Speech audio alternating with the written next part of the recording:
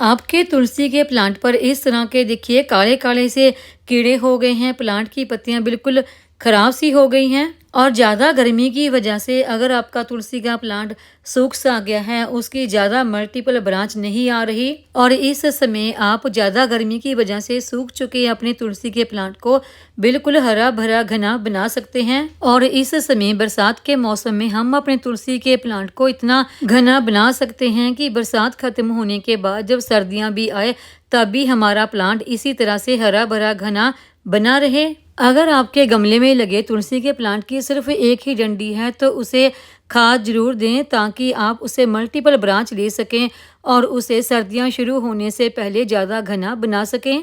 अगर आप अपने तुलसी के प्लांट को अभी खाद देकर ज़्यादा घना नहीं बनाएंगे तो सर्दियों में आपका प्लांट सूखने लगता है। जिस तुलसी के प्लांट की मल्टीपल ब्रांच होती हैं, प्लांट ज़्यादा घना होता है तो वो प्लांट आपका सर्दियों में भी सर्वाइव कर जाता है। तो आज की इस वीडियो में मैं आपको बताने वाली हूँ कि अगर बरसात की वजह से आपके तुलसी के प्लांट की पत्तियों पर कीड़े लगे हैं या फिर ज़्यादा गर्मी की वजह से आपके तुलसी के प्लांट की पत्तियां सूख चुकी हैं, सिर्फ डंडियाँ से ही बची हैं, तो आप किस तरीके से कीड़े दूर कर सकते हैं तुलसी पे लगे और किस तरीके से अपने प्लांट पर मल्टीपल ब्रांच ले सकते हैं, प्लांट को घना बना सकते हैं और कौन सी इसे खाद दें। नमस्कार दोस्तों, मैं वंदना, मेरे चैनल पर आप सबका स्वागत है। तुलसी जी के प्लांट की केयर का सबसे पहला पॉइंट तो आता है कि देखिए, अगर आपके तुलसी के प्लांट पर इस तरह की मंजरी आनी शुरू हो गई है तो ऐसी मंजरी को निकाल दे, क्योंकि ये मंजरी तुलसी माता के सिर पे एक बोझ के समान होती है। और दूसरा, मंजरी आने के बाद तुलसी के प्लांट की जो पत्तियां हैं उनका साइज छोटा होने लगता है, यानी कि प्लांट की ग्रोथ रुक सी जाती है और प्लांट धीरे धीरे सूखने भी लग जाता है और प्लांट की ग्रोथ कम भी हो जाती है। तो मंजरी आप निकाल देते हैं तो प्लांट की ग्रोथ अच्छी होती है, पत्तियों का साइज बड़ा होता है और रूट का फैलाव भी अच्छा हो जाता है।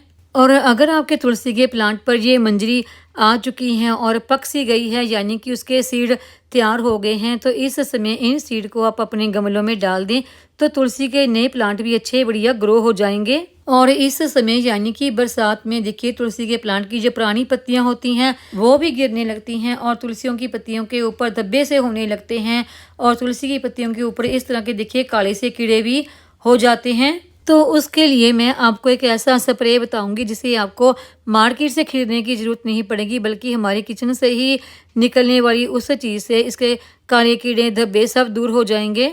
और दूसरा, आपको अपने तुलसी के प्लांट को ज़्यादा घना बनाने के लिए और इसकी मल्टीपल ब्रांच निकल के आए तो उसके लिए अभी आपको अपने तुलसी के प्लांट की पिंचिंग जरूर करनी है। और अगर आपके तुलसी के प्लांट की ब्रांच के ऊपर बीच में पत्तियां बिल्कुल भी नहीं हैं, यानी कि सिर्फ ऊपर ही पत्तियां हैं, तो ऐसी ब्रांच को आप काट दें और इस ब्रांच को आप सॉइल में ग्रो करते हैं तो इस समय बरसात में ये काफ़ी अच्छी ग्रो हो जाती है। आप चाहें तो इसे पूजा पाठ में इस्तेमाल कर सकते हैं या किचन में भी इस्तेमाल कर सकते हैं।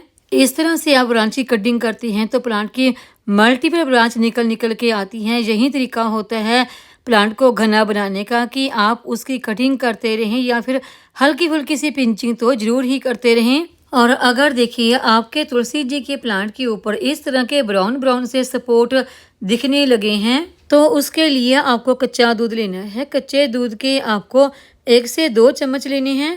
कच्चे दूध के 1 से 2 चम्मच लेके आप उसको आधा लीटर पानी में मिक्स करके अपने तुलसी जी के प्लांट के ऊपर स्प्रे कर दें। यदि आपके तुलसी के प्लांट की पत्तियां ज़्यादा खराब हो चुकी हैं, ज़्यादा धब्बे से हैं, तो आप इस स्प्रे को रोज़ 4 से 5 दिनों तक लगातार शाम के समय अपने तुलसी के प्लांट पर स्प्रे जरूर करें।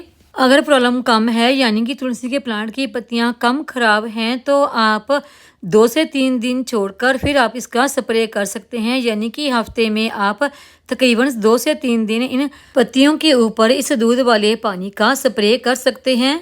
ये एक फफूंदनाशक है, यानी कि पाउडरी इम्यूनिटी को हटाने का काम करता है और तुलसी के प्लांट पर होने वाली बहुत सारी बीमारियों को रोकने का भी काम करता है।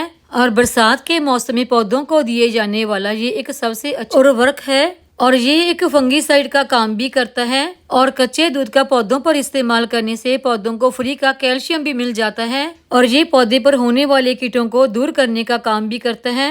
और इसके इस्तेमाल से पौधे की पत्तियां भी लश ग्रीन बनी रहती हैं और इसके इस्तेमाल से पौधों की मिट्टी की गुणवत्ता भी कई गुना बढ़ जाती है।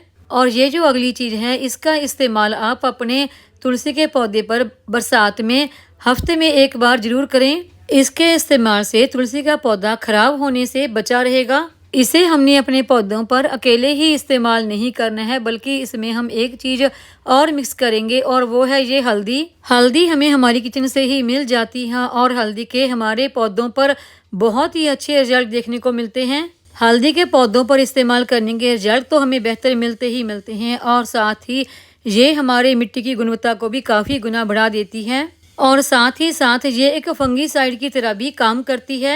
इसको तैयार करने के लिए हमने 1 से 2 चम्मच राख लेनी है और उसमें 1 चम्मच हल्दी का मिक्स करना है।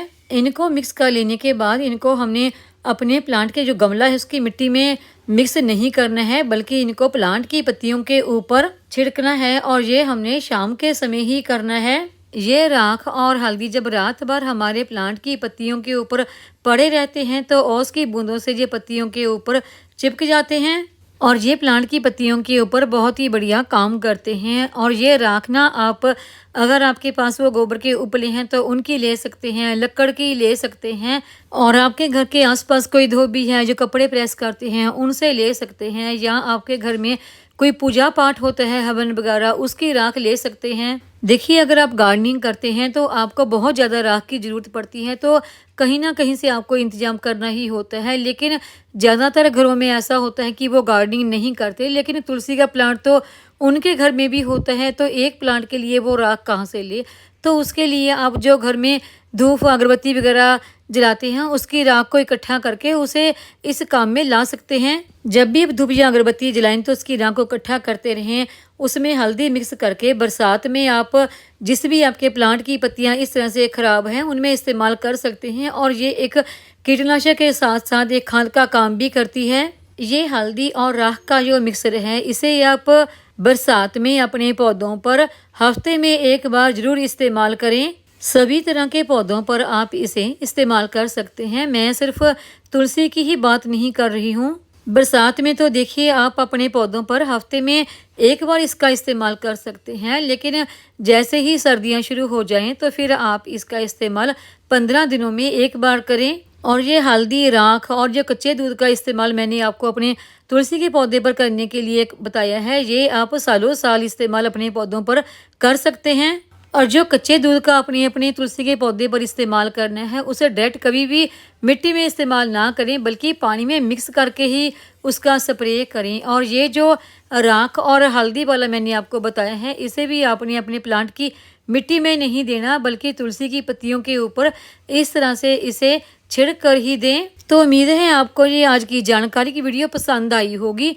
वीडियो पसंद आई हो तो वीडियो को लाइक, सब्सक्राइब, शेयर और हाइप जरूर करें। बेल आइकन को दबाएं ताकि मेरी आने वाली हर नई वीडियो का नोटिफिकेशन आपको मिलता रहे।